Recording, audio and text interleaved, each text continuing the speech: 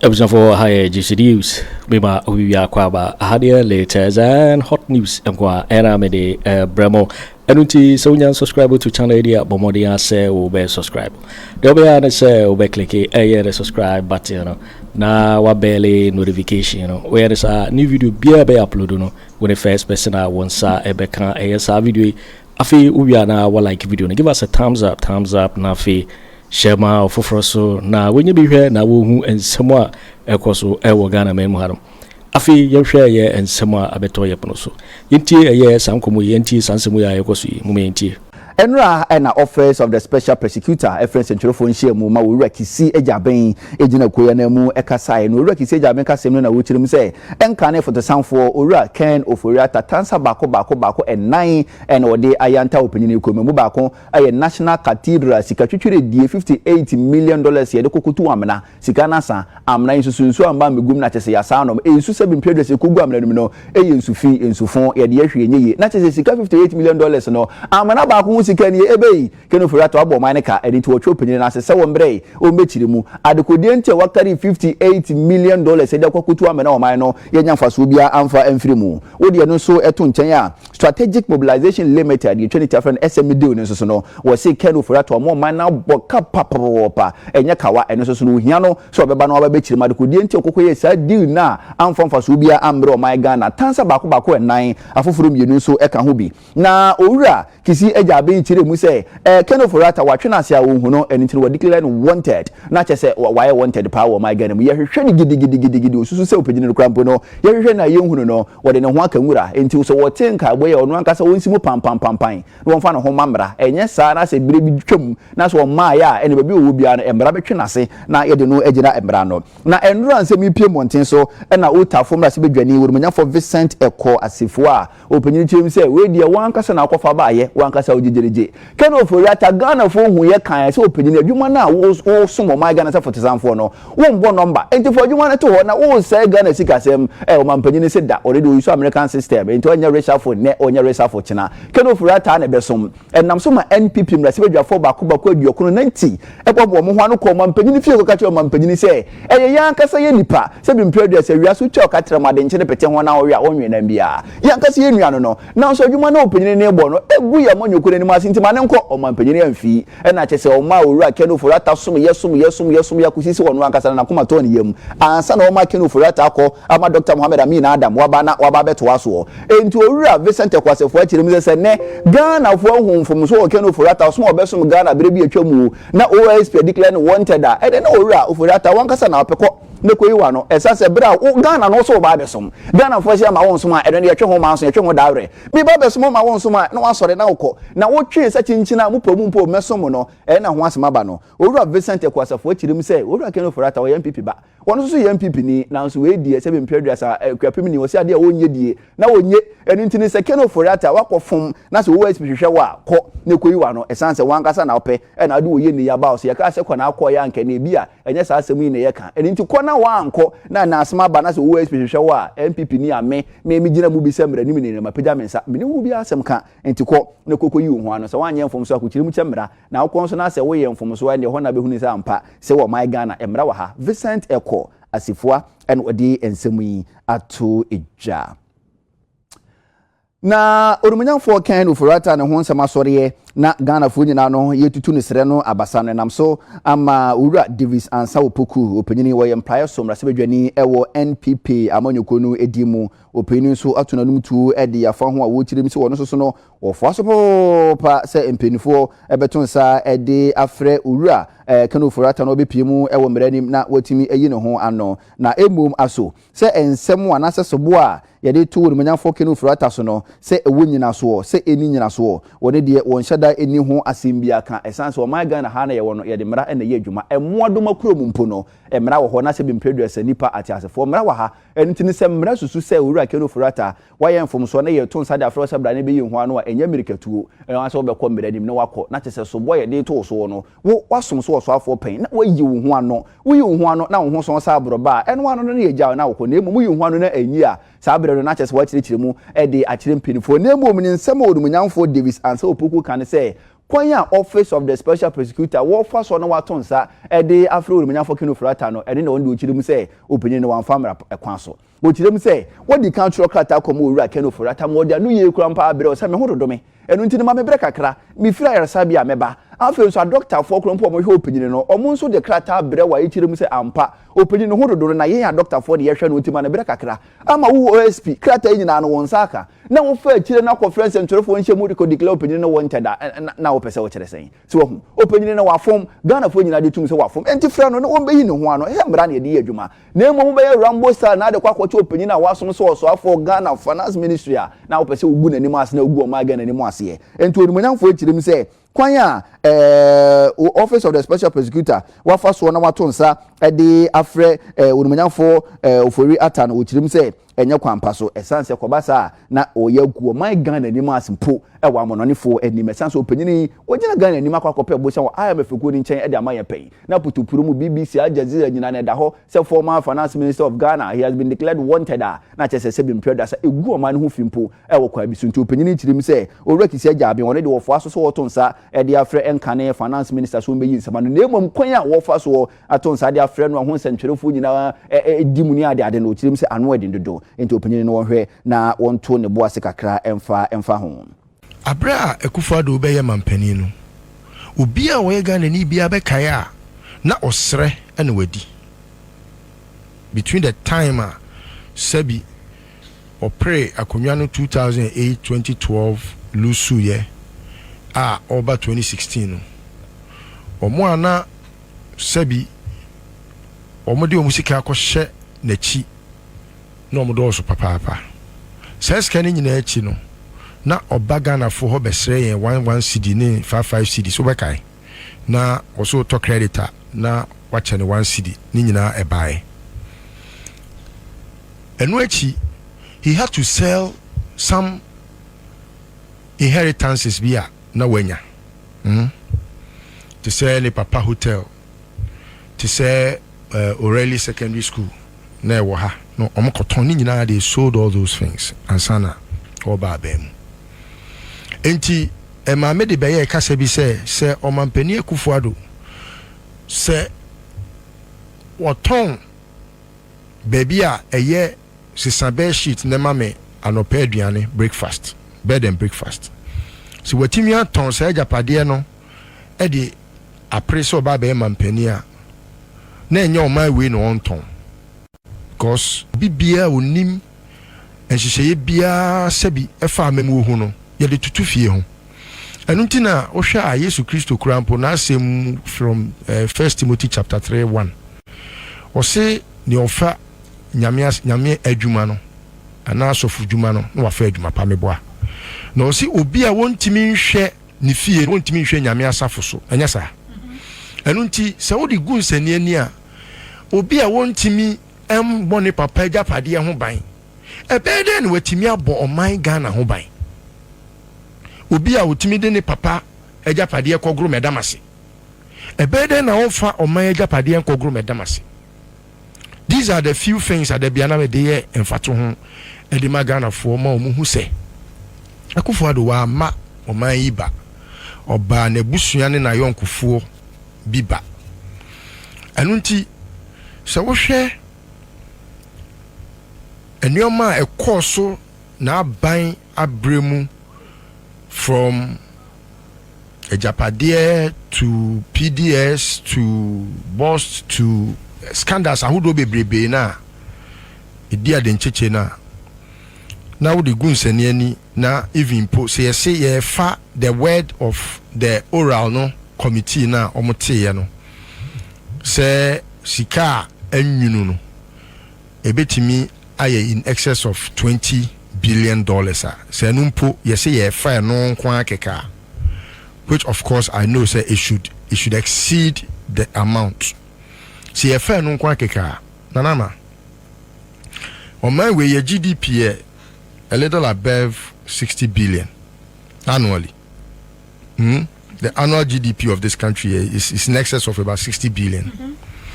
Na nipa ku ba kwetimi afa bese emunchichemu baako emunchichemu miensa baako ye kan say emu de emu enchichemu miensa no omu yi baako a eje se utimi hu se o my way baby ejina no enye kra. Now I have also stated say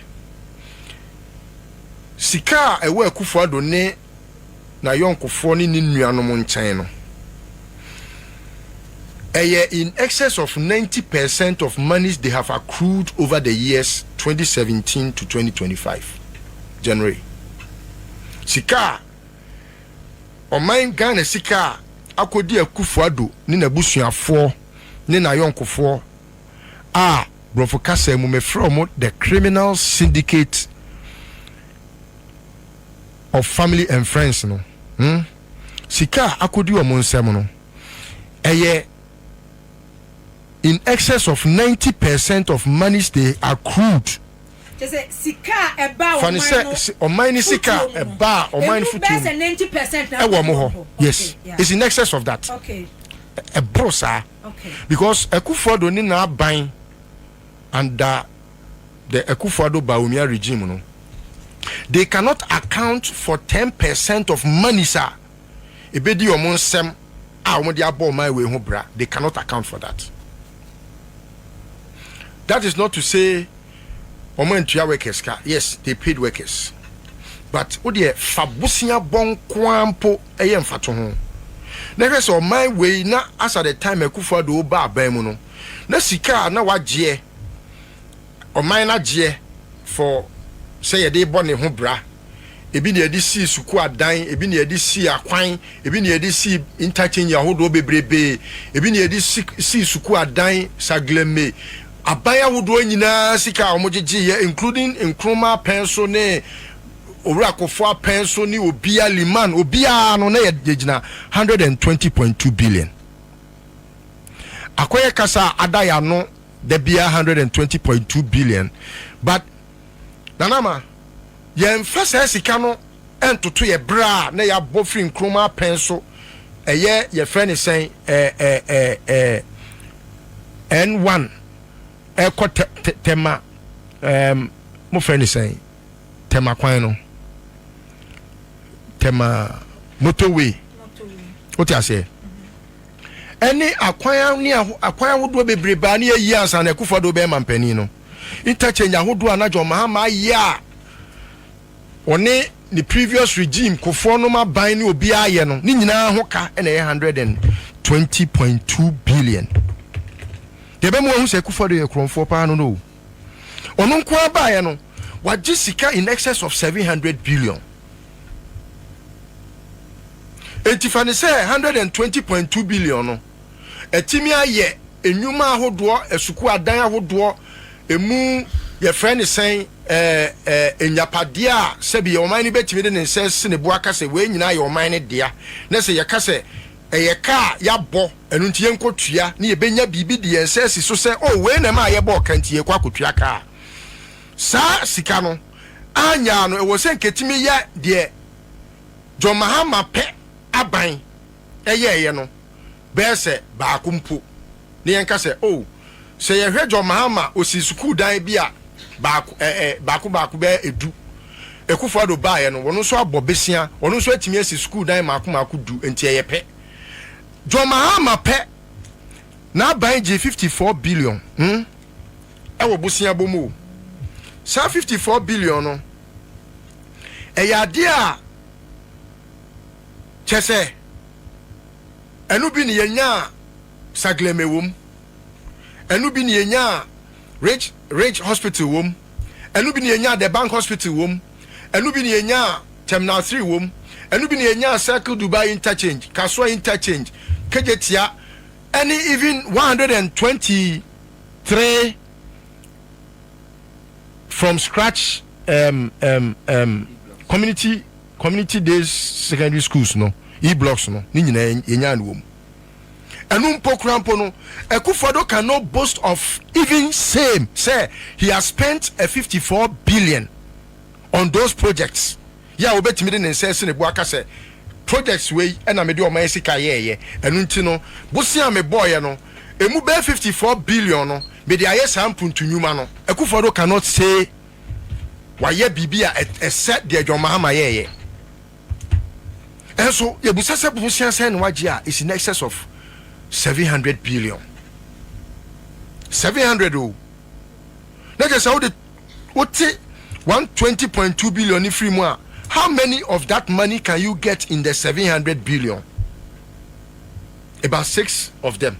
6 times the Busiane Yabo and San Obedi Mampeni. Enti Nana Masameti honam na me gane niya. I feel threatened by the fact that nipanom enuanom ene ebusua etimi aka omo ho abom ene omayonkofo awia sasika no ekose omo mpaase a omo wa abam no krampo no ehun pupuye bi daadi ewo sisila da pampaase eti se meti odin na se me hu se nipa bi atimi awia sika sei e di akotena fie na aban foforo a waba no wakoti abedwakuo se ode kwa akotera akronfo na saa nipakuo na omo no ekofie no omo mu nipa bi te se atatea ya ono ya di ministry a ehwe adan so ene nsuo eso ma no ono ya ehwe han ema enkofo course aglema na ya di WC asese dan mu omako tutu sa WC ni nyina na na ma me so course aglema ne orebe ho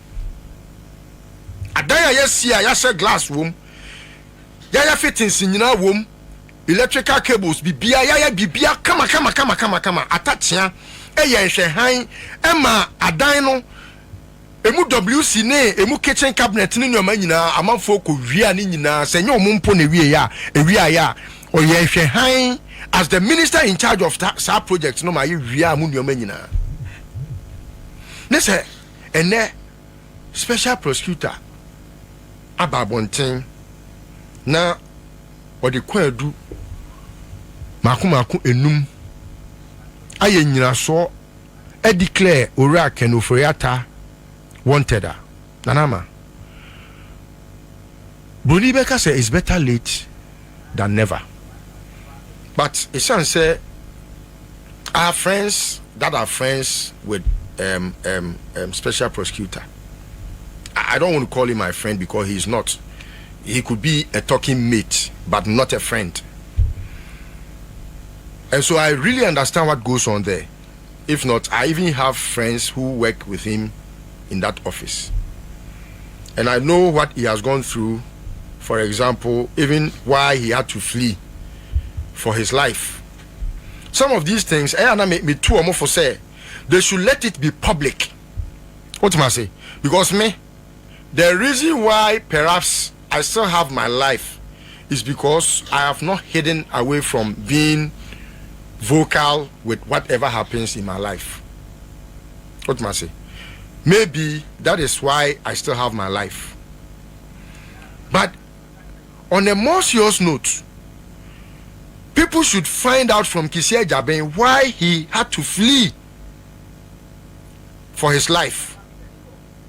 And that can get people to really understand why KiII Agyapong was not performing his duties as Ghanaians wished.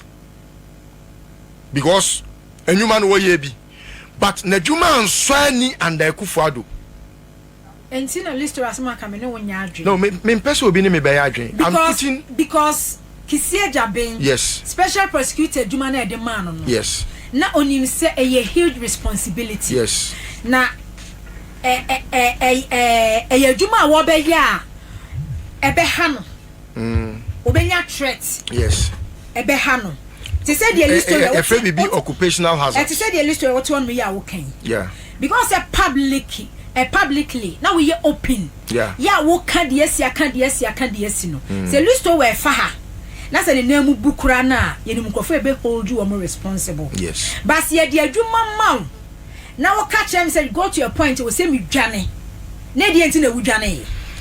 I said before so be dwane no me sure say and some back mienu bi be adwa woni press encounter mu ne press abi mu e ma okoto ankwanoma ode ne krabo afore oye de obetimi bia ne mreso an okọ me kai me gidi se won so kai na na kai Do you remember the press conference?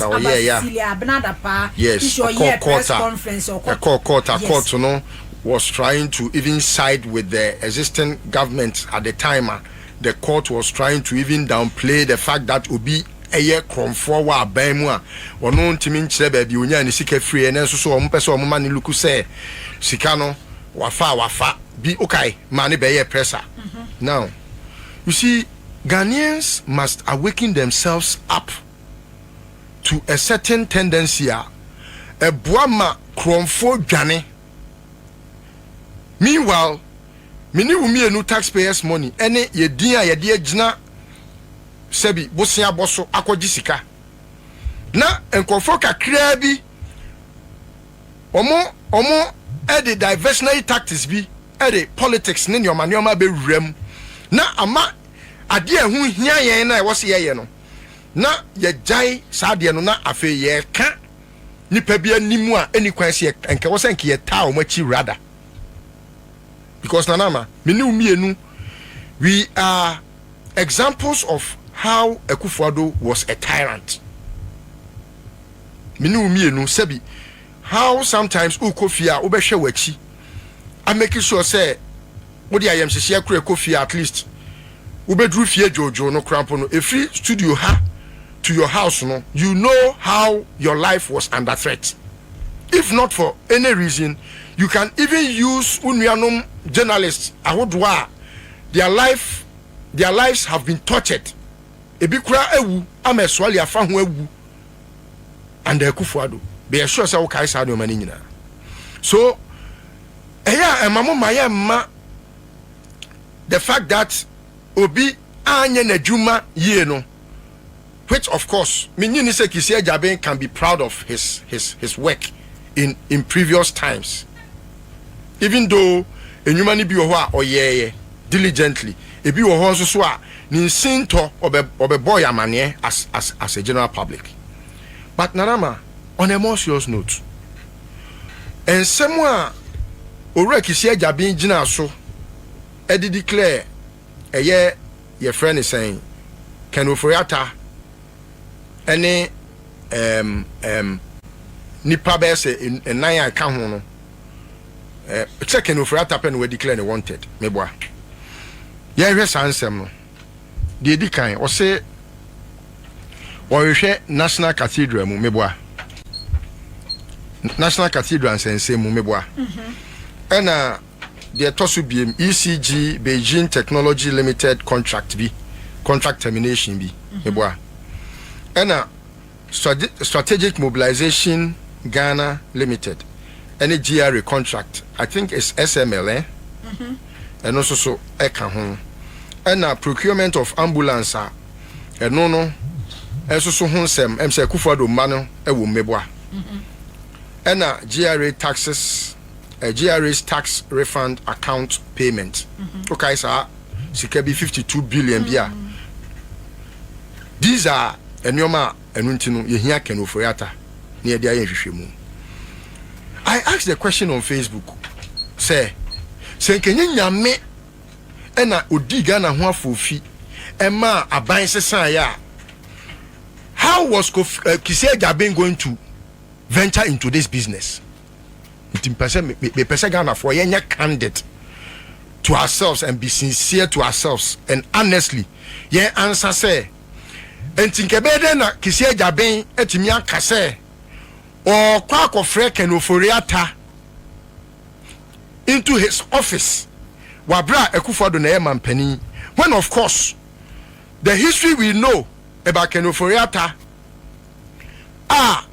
members of parliament Kwaku Addo watching mienu omo wo Akufo Addo party mu ene na aban mu a omo ye NPP 4 members of parliament empo ese Akufo Addo yi owura ofori Atta di na oman ni nya nimonyam bi wo sika semu hyehyeye mu na ema investor confidence mra na impo wo yi na di wi a de ebesi akyire ne yemfa ho enu mpo wabra na nya se omko hwehwe ne nsemu enu krampo uhu ensemu a efiri Akufo Addo ano baaye wabra ono ankasa o defending in nua na impo oyi na die no ekofa your friend is saying I mean Adam eba ye no ye nyina ye be kai say o sad ne ko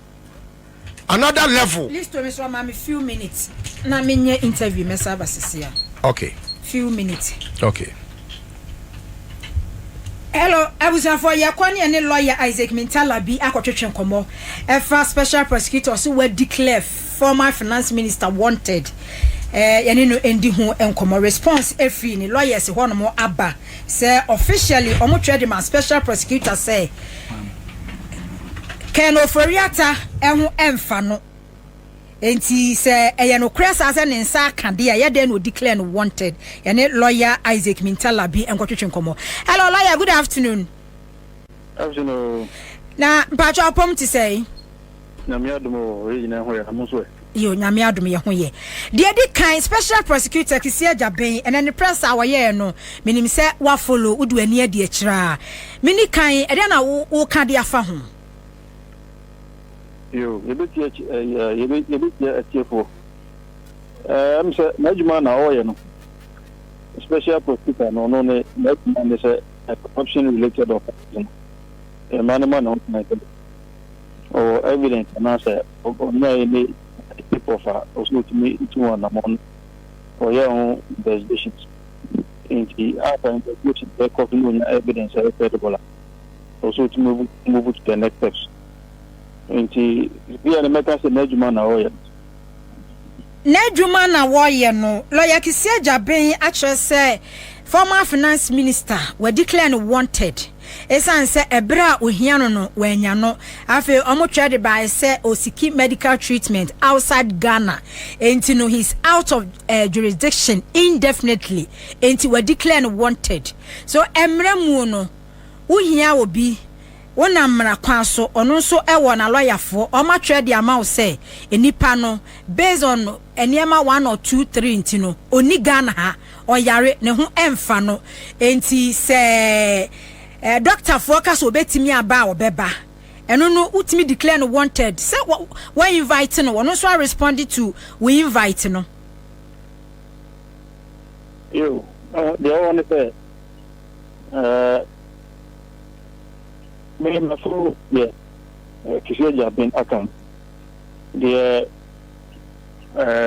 former finance minister ono so ne lawyers na cho no so matai I didn't know revolve around the issue of trust and confidence in whether the former finance minister is willing to avail himself, as requested by the special prosecutor. I hope that the support them the woman. Also, genuinely, home file that's the way out of the country for medical, treatment. It shouldn't really create any problems. However, it seems that the communication on the lawyers to the special prosecutor, the special prosecutor is interpreting those letters means that the former finance minister had the intent of not, coming back to Ghana, and for that making himself available for further investigations. Where that happens, then you give reason to the special prosecutor or whatever investigative agency reason to believe that you may not want to, avail yourself, and especially when you are out of the country, and it is not as easy as this, to look for you within the jurisdiction. Then there is basis for this declaration of you being wanted on the basis of being a fugitive. A fugitive is someone who has left the jurisdiction, with no intention of returning, to the jurisdiction. And mostly, this abscondment is based on an alleged commission of a crime or a suspected commission of a crime. And the intention for leaving the jurisdiction is premised on the fact that some offense has been committed. Then, actually, once you've left, it can be seen that there's no intention to return to the prison because of the alleged commission. And on that basis, then you are declared as fugitive. And it is early days yet. The special prosecutor has demanded that he should make himself available, irrespective of whether he is sick or not. And I will believe that if the former finance minister intends to return to avail himself of Tottenham, he may instruct the lawyers, to come to this press conference and declare the intention of making themselves available and probably will giving some assurances along the line up to when they make their clients available. I think that may affect the situation because right now every investigative authority is given enough power to be able to ensure that whatever they need, or whatever you want to bring you and produce you for further investigation, they can be able to do it without that many obstructions. And once I declare so a fugitive, why you wanted Nidia, baby, I will be Anno or Shasso, I was Sam Radaneba. Once I are out of the jurisdiction, so the other legal process you may have to activate. But it is possible to bring the person back into when you activate those processes. And that is when the person has needed to or for some reason to reasonably believable that the person does not intend responding to the call or even coming to the country. And also they can activate this process to ensure that people are not being number. And that is where they are. So I believe that if the lawyers should be able to write and communicate effectively to the extent that the operator believe that indeed there is no intent to abscond and never to come back, and they are willing to come, and their medical they are describing is based on the 20%. Maybe they could be able to get the prosecutor toned down a little bit. But if they are unable to do that, the law is on the side of the prosecutor, and they can proceed with the further action to be able to get back to the country. Mamini Wunye say Mustafa Hamid now a NPA CEO. Or no so one Eba special prosecutor press him say he's under investigation on Nkrofo become about $1.3 billion scandal be. Now on also about can say oyine ye invite no wonte hwe do ote de e won frema mu eno so special prosecutor betimi ayi ne sai nipa na wo so we under investigation o say officially no we invite no won kan hwenkyere no de watia ne say ne special prosecutor ebro so a ne din abamu no de so ne o kan no na na tie dia kwan bi so no I think that should not be proper because there's one thing doing undercover investigations, and at a point where you've gathered enough evidence, you want to publicly come out. At that stage, even when you want to publicly come out, whatever evidence you've gathered, it will be reasonably expected. So the subject matter should be aware and given the opportunity to respond to whatever evidence you have gathered. And so now, if there's a need to go public, so if it is true that he is not aware and tell the person I would think that may not be proper. But then there's one thing saying what he says and vis-a-vis what the prosecutors would say. Sometimes people say things that you can never really verify. But based on what he says or no you'll be unfair or my statement be I'll be invited or be a question about anything. Now people probably say is getting about something. I think to a larger extent that was unfair. And that does not mean that the prosecutor cannot do its work. Yes, he can do his work. Okay. But I think that we are all bound by the law and by the principles of fairness.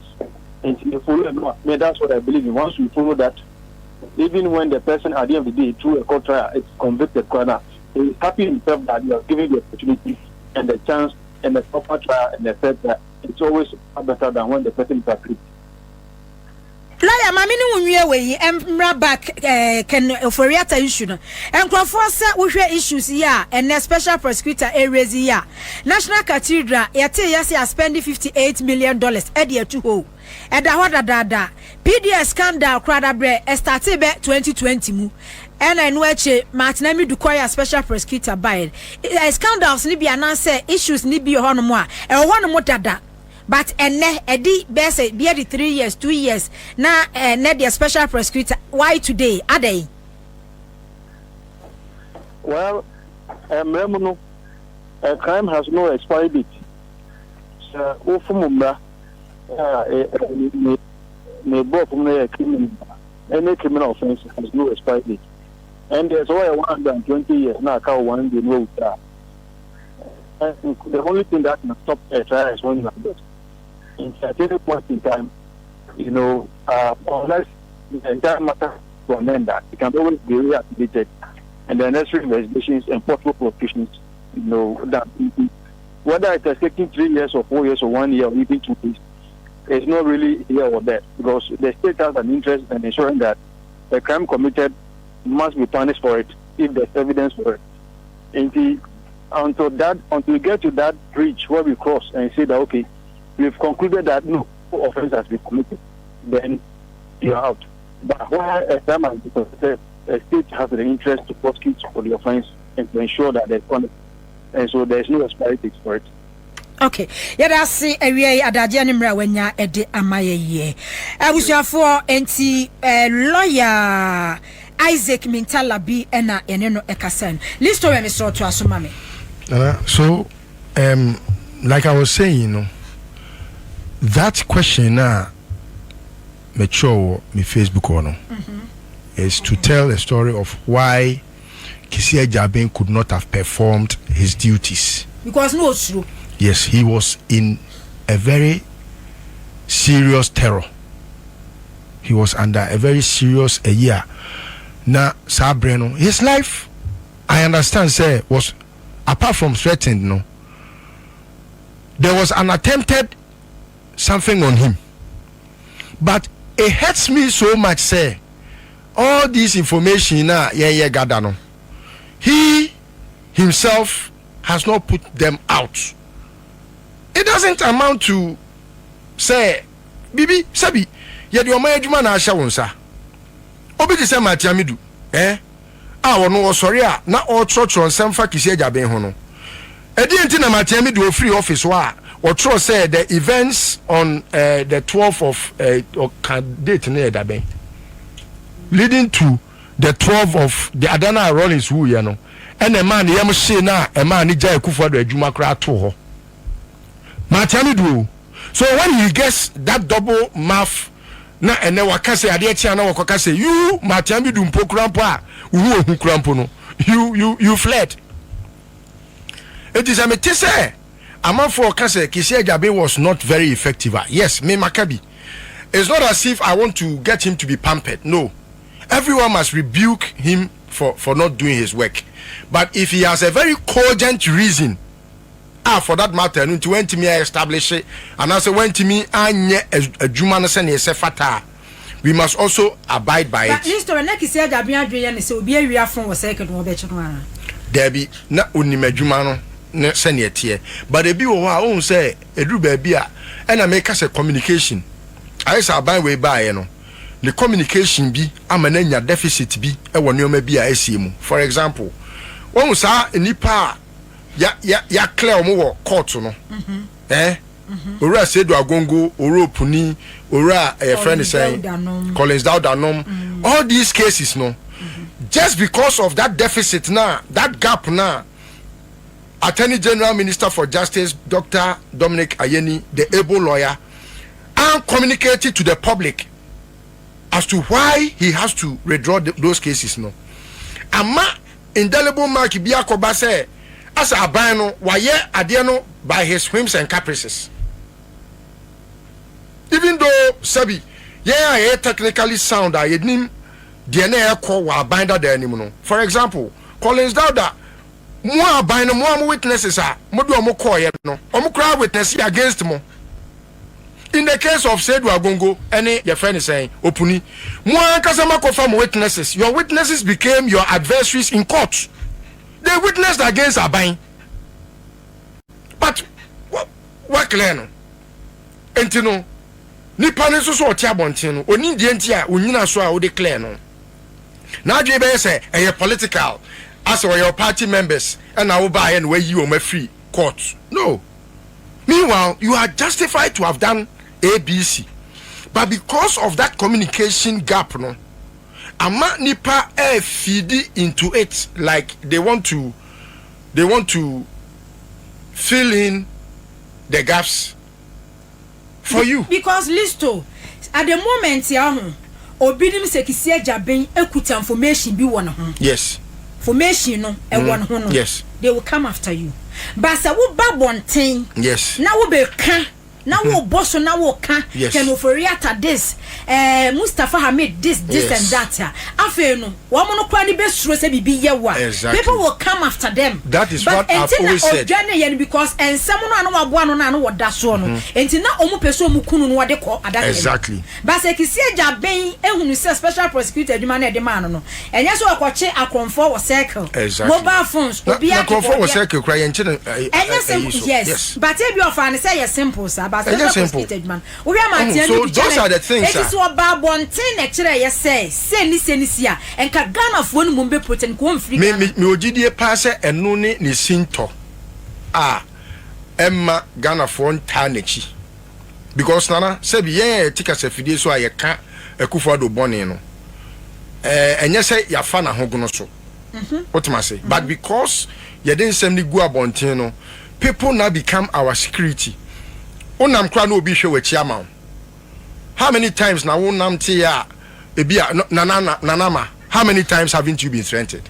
Another kra na me na. Untimi na. But ni nyina mu no, wo den se yo.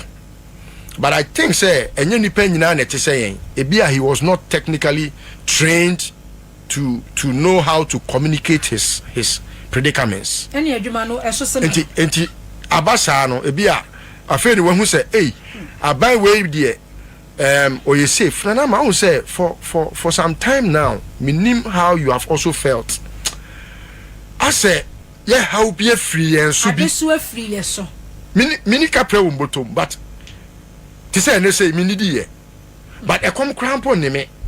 I don't know, do you feel like I feel as a me how be and I feel say bia KiII Agyapong has now found himself well say afraid they metimi aye adwuma. Because I was asking myself so many times even when President Akufo Addo was there no say how was KiII Agyapong going to work knowing say Akufo Addo was doing a work and pay government. Bibi anyone ma one benefited from. Mustafa Semia okay. It will be very surprising say he is not aware. Because I know Mustafa. He is a communicator. He would want to just get KiII Agyapong a certain bad name in public. Say, Ukraina say Mustafa Crown friend. But how would KiII Agyapong come out to tell the public say, me investigate something about you? But we investigate you. I mean, how does this make sense? So let me just go and put political, things to your BB obfuscate the matter. Just say or diversionary. Let's just say no acquire politics. And one can't say now in same. So let us be very patient.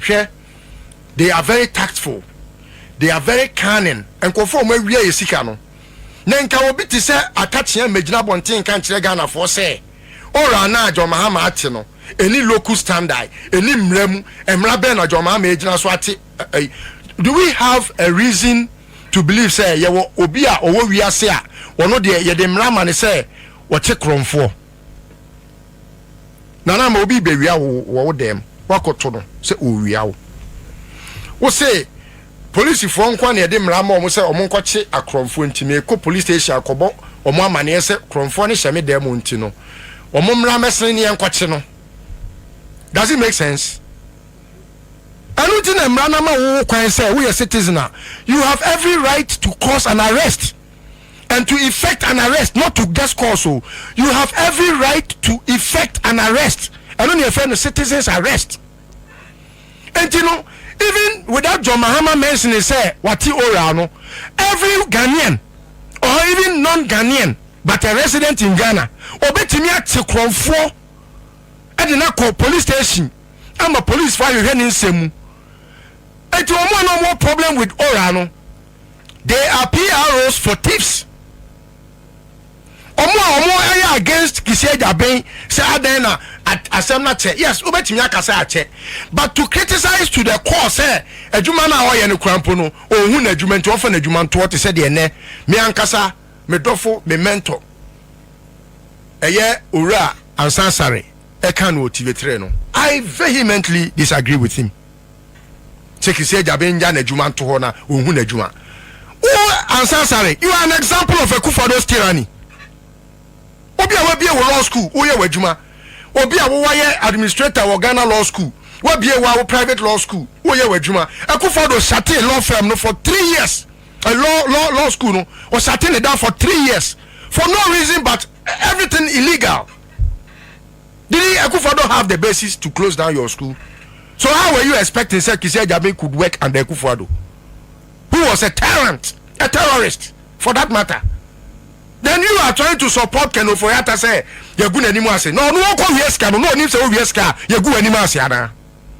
I mean some of these things they should spare us the ears that God has given us, because you cannot be right because we are law lecturer and you know public should accept your word and say you are making sense when you are not. He wasn't. Nobody was effectual under Akufo Addo. Not even the police. Not who? When na ye adwuma and Akufo Addo na otimi ye adwuma no soundly. When journalist ya be so minimum. Ade na to Manase Azure. But still no ye. Oi tio na na but to what end? Tio yeti radio sui ade na ne yenka. Na wunya sunsun so. And now Pakoka said John Mahama a minister be why Sputnik V. Never said Sani Panobet Nawa. How many times that one can for that time was a studio? Now, who I say, who can send a good supermana and one superm? Because I a cabal, I a syndicate, no more creative, a two common some no more than more. So, how was anyone going to be effectual under Akufo Addo? That is the question that everyone must sincerely and honestly answer. Answer na what Babontia Baba criticizes say KiII Agyapong ntimi anye na adwuma. Yes, you can criticize him, but you have to find out why. And if you're able to find out why, you would know say yes, who be school cry to school mu. Lawyer answer yet to school mu for 3 years no ntimi enroll students. How many backlogs na no? Listo yana we should be able to appreciate them, bearing in mind the situation at the time. And then senka Bawumia so wini anka still. Anka on timi nya ho hwe. Okay, KiII Agyapong can send me there. Very profound language. Or say, unfortunately for Ken Ofoyata no, luck was not on his side. And because we're losing now by a losing election, that is very pregnant. Such statement, you know, because it tells you why he could not work. But let's to obey the Juma Mount. Yes. And then a Jumana or the Mount, when you said Jumano, saying there was a way yellow. Yes. And the Pano dear Jumana Mount, and Peso Bayanesa. Now, when someone said one person, and you know, I said, Ujaya Jumana. Ujaya Jumana, they said, Machami do ya, Machami do now, Ujaya Jumano, make it size, no. Till.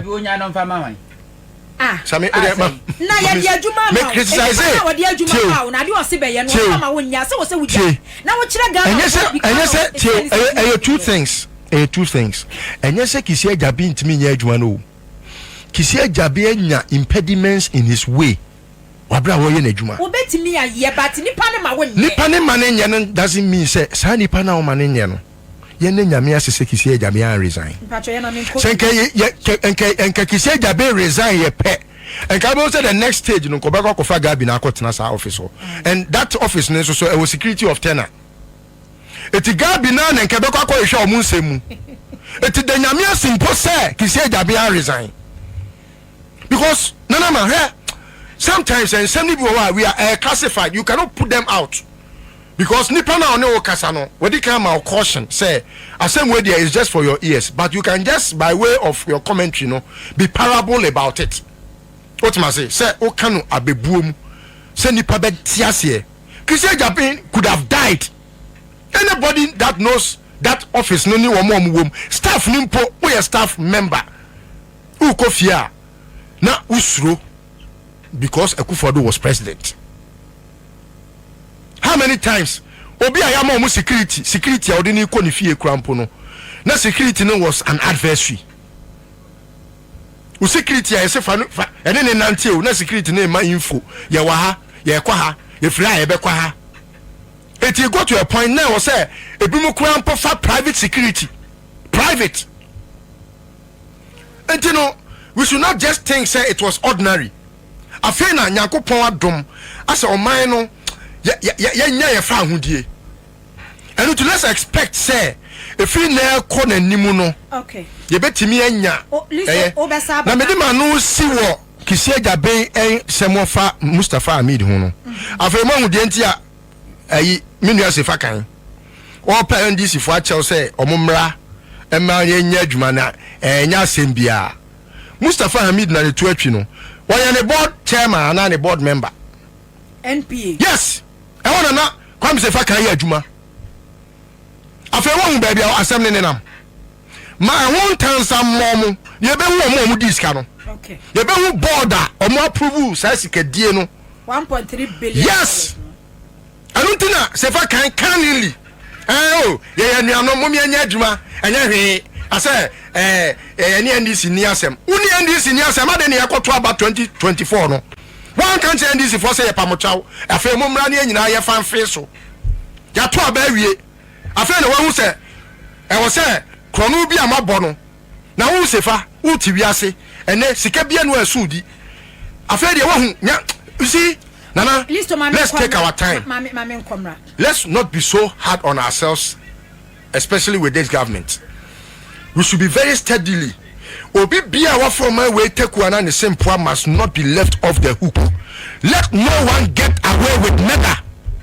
And yes, sir, on my way will never forgive John Mahama and the NDC. Okay. And it will be into their foreseeable future. Obi bia wa from my way sikano.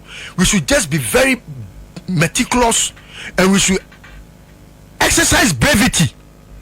And my say something has just slipped us off. No, you're meticulous. Be any I am fee and need to say the now boy fee, be when if fee, Mohan Kratem, fee money, and Kratem, Kakranamuma, Obia, and feel how the law must work on a thief. You're waiting for winning and someone abeto yepono so Mikause so we subscribe to channel idea but more answer be subscribe we say hadia latest and hot news and kwa era me de bro I think we are like video no give us a thumbs up not fi share ma oforo so na we be here na wo hu someone ekoso wo Ghana me mu harum also betimi otchere wadwen afa ye nsem we nyira ho wo comment box ni mu wo beti minka biom in my next video. Thanks for watching. Like and share the video. You can also drop your comment. Please don't forget to subscribe. Click on the bell to turn on the notification.